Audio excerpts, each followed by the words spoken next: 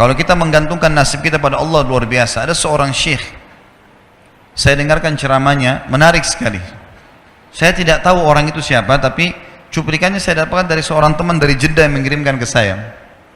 Orang ini cerita, syekh ini menceritakan, cuplikannya ada di HP saya, dia bilang, saya satu waktu pernah ke Mesir, dan di Mesir ini saya lagi dari satu daerah mau ke Kairo, dari Iskandaria, satu kota, mau ke Kairo. Itu saya tiba di Kairo mungkin sekitar jam 2 malam. Pesawat saya selepas subuh harus berangkat kembali ke Saudi. Dia bilang, saya telepon pengurus masjid, saya mungkin mau mampir di masjid yang saya ceramah kemarin di Kairo itu. Saya mau tinggal di sana mungkin 2 jam, 3 jam istirahat. Nanti habis itu baru kemudian saya berangkat ke Saudi habis subuh. Dia bilang, saya masuk ke masjid, tiba jam 2 malam, turun dari mobil, saya lihat masjid, lampunya nyala semua nih. Kemudian setelah saya masuk masjid, saya temukan ada orang di mihrab, imam, lagi sujud, nangis-nangis. Luar biasa, tangisannya itu kalau orang dengar membuat orang yang dengar pun mau menangis. Jadi saking luar biasa dia merengeknya sama Allah dalam sujudnya.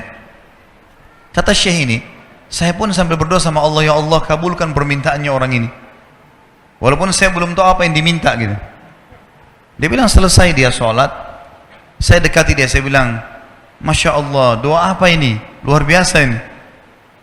Doa yang diikuti dengan tangisan di sepertiga malam menjelang subuh.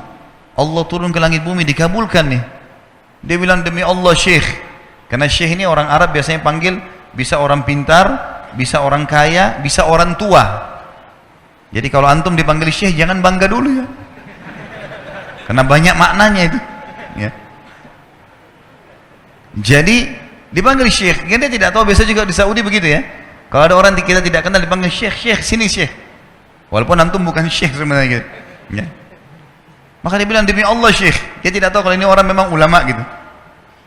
Istri saya sekarang lagi dirawat di rumah sakit. Dan saya harus bayar 14.500 jenih atau ponnya Mesir.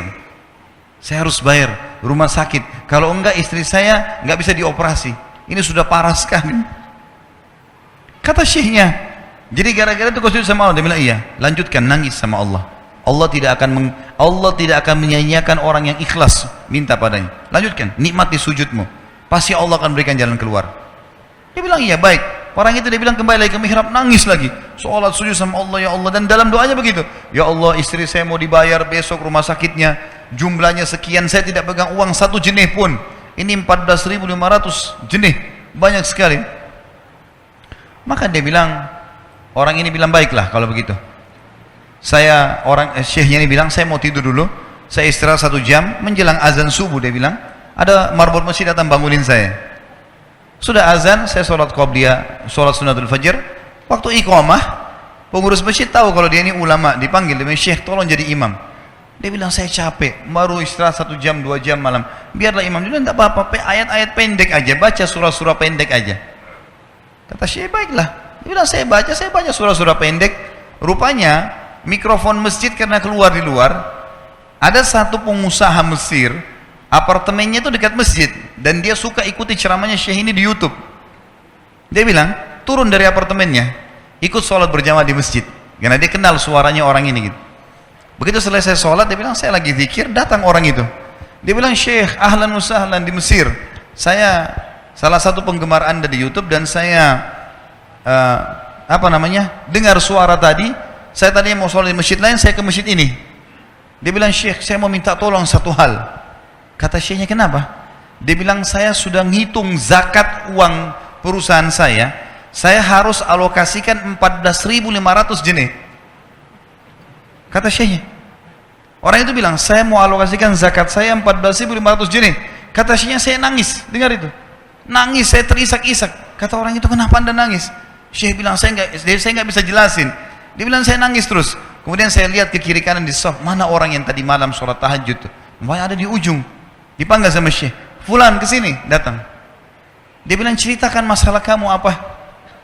Dia bilang, syekh, saya punya masalah, istri saya dioperasi, harus bayar 14.500 jenih hari ini, kalau tidak nggak operasi. Kata syekhnya, tiba-tiba si pengusaha ini nangis-nangis. Orang ini juga heran, kenapa kalian berdua menangis? Dia masih bingung kenapa gitu. Kata syekhnya, biarin orang ini yang jelaskan. Yang punya usaha bilang apa?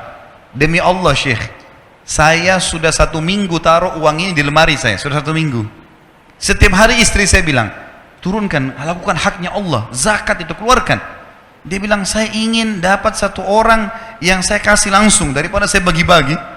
Saya mau 1 orang saya kasih, selesaikan masalah dia, dan Allah selamatkan saya di akhirat. Orang ini jadi nangis. Orang yang punya minta butuh nangis. Kata pengusahanya, ini uangnya silahkan, 14.500. Semoga Allah selesaikan urusan saya di akhirat gara-gara saya bantu kamu. Kata syekhnya, demi Allah yang terjadi, orang ini, yang siapa namanya, orang yang punya uang ini, yang dikasih uang, dia tiba-tiba lupakan saya dan lupakan si pemilik uang.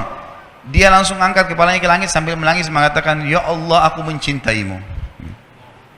Terpenuhi kebutuhannya, gitu kan. Kuasa Allah. Teman-teman, cuman kita selalu buru-buru. Kalau seseorang kita di perusahaan mau dinaikkan gajinya saja, mau naikkan jabatannya, dia harus tulis permohonan. Tidak mungkin juga baru hari ini dimasukkan kemudian ketuk ruangan di rootnya, mana permintaan saya kemarin, atau hari ini, nggak mungkin. Seminggu dia sabar, 2 minggu dia sabar, dengan berharap datang panggilan. Kenapa dengan Allah subhanahu wa ta'ala kita tidak begitu, teman-teman? Banyak orang buru-buru, dan kebanyakan orang mau menggantungkan permintaannya kepada Allah hanya pada hal-hal yang kecil, hal yang besar tidak, atau sebaliknya, hal yang besar, hal yang kecil tidak.